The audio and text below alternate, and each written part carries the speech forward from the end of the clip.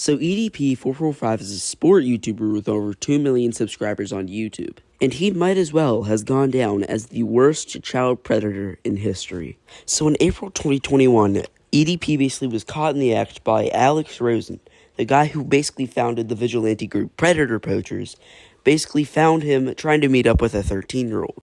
And then this guy decided to respond by saying he was just trying to pick up a fucking cupcake. Are we fucking serious? Then EDP ended up getting caught in the act again in 2023 by Gideon. Basically, he was trying to meet up with a 15-year-old. Now, I'd be surprised if you don't know who EDP is, because he is the most infamous predator in history, to the point where he got his own fucking documentary.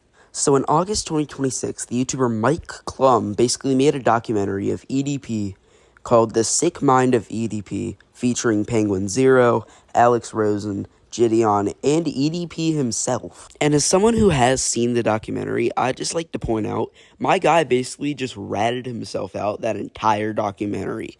The documentary basically goes through his entire life story, what happened after he got exposed, and also just him getting exposed. And also, if you didn't believe me when I said EDP was basically ratting himself out that entire documentary, just take a look at this. Why do you think you wanted to have sex with a 13-year-old? I mean, the reason why I wanted to have sex with a 13-year-old is already fucking clear. Also, I want to point this out. He was fat-shaming Alex Rosen and was basically saying he eats a lot of food and is so fat. Keep in mind, this is what he looks like. He weighs 500 pounds. That is more than Queso. One thing I would like to point out before I end this video is that apparently EDP started sending pictures of his literal feces to Mike Clum after the documentary was finished. Like, if I'm being completely honest, that is probably the most questionable thing I've ever said on this channel.